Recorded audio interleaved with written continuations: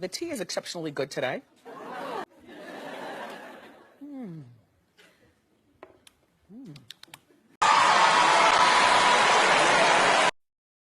For a victim to find that strength and to find that confidence and to be able to love yourself again. I still have a lot of grief. I have a lot of disappointment. I have a lot of shoulda, coulda, wouldas in me. And I just have to learn to love myself. I have to learn that it's okay and that I did nothing wrong and that you live and you learn, you know? You live and you fucking learn. So I am beyond ready to move past this. Like I said, once I do this and once I bury this, I am going to bury it. Put a lock on it, throw away the key. Like, I'm done with it. Any questions, any allegations, anything that you guys can think of, please comment and I will answer it. From myself to everyone that I have been around, I will answer any question that I can. From girlfriends that I've lived with, from assistants, from flings that come in and out of the city randomly, from security, from his business people that he worked with, from family, from anybody that I can think of, I will share it with you guys. I am going to basically take you guys through everything that happened. You guys will be a fly on the wall as I tell the story of me being 17, 18, 19, 20, 21, and up until now.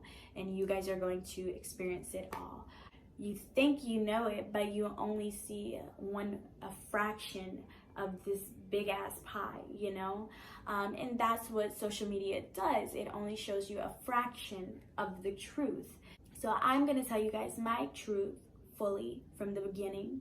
I'm gonna talk about abuse. We're gonna talk about being left in rooms. We're gonna talk about pissing in cups. We're gonna talk about every fucking thing. We're gonna talk about it all, guys.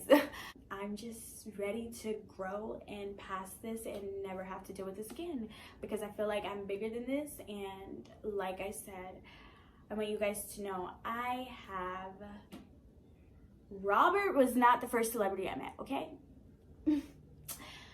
He was not the first celebrity that I met. Once I met Rob at 17, he was the first to take advantage of me. He was the first to prey on me. And that's the difference. I am super, super excited to just get this out of my system, because this is like a weight over my shoulder that I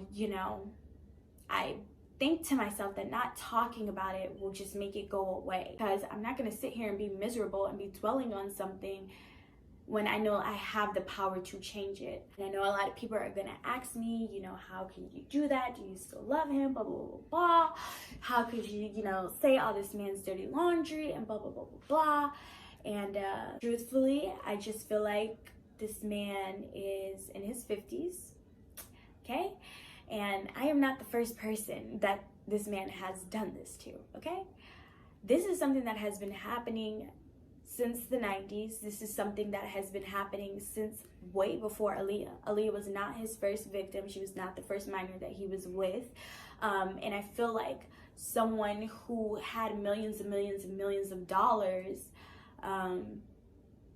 if he really knew, if he really, really wanted to change, he would have spent millions and millions and millions of dollars on therapists and on getting help and on, psychologists and all kinds of stuff like that. But instead, he spent his money on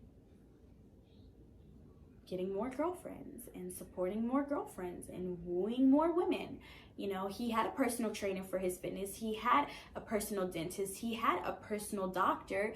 So it would have been nothing for this man to get a personal therapist, especially once he realized that he had a problem. And he did realize that he had a problem, in which we'll get to. No matter how much you want to love somebody, no matter how much you feel sorry for somebody, once that person knows and they continue to do wrong and they don't try to better themselves, whatever situation they get themselves into, it is their fault.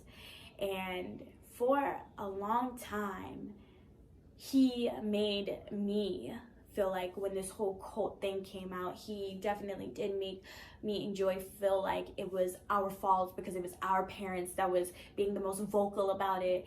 And it's like, no, nigga. This is some shit that you've been doing before I was a fucking thought of, okay? And it's just now coming to bite you in the ass, truthfully. He would definitely, you know, be very stern on us on, you know, how to be and be angry. And when you get on the phone with them, you better be like this, like, you know, just riling us up. And being so young, it was easy for him to do that. So yeah, I am going to tell you guys every single little thing that I have ever gone through, and I hope you guys are ready. I have put so much thought into this because it's not something that I personally want to do. Like, I've already been so humiliated and embarrassed that why would I want to humiliate myself even more? But if me humiliating myself helps someone else realize that, damn, I'm in the same relationship, I'm in the same situation, like, if my humiliation helps someone else get out of something toxic, if my humiliation helps someone else realize that, okay, these are red flags, this guy that I'm dating, he's doing the same thing, I need to get out of this, then I will be fucking humiliated if I can help someone else out. Because what I went through and what I experienced was just degrading, it was embarrassing, and it was humiliating. And I would never want anyone else to go through that. I would never want any other young woman to think that that is what love was, because at 17 I thought this is what love was. I thought this is what it was being.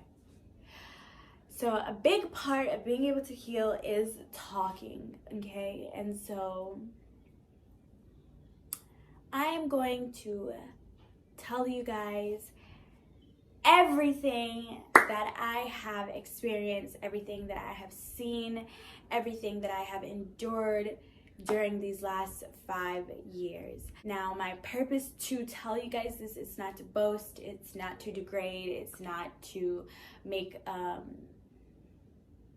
anybody look bad or tell someone else's secrets or whatever.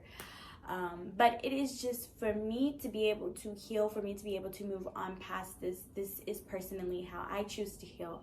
Some people choose to write, some people choose to dance, some people choose to sing, and I do all of those things to heal. But it's different being able to be vocal, you know. I'm a person that likes to suppress my feelings a lot. So I do suppress a lot of what I feel. I hide it and tuck it, and just try to avoid it. And suppressing is not a good coping mechanism, which I have learned. I am super excited to just heal and to grow as a young woman. Once I do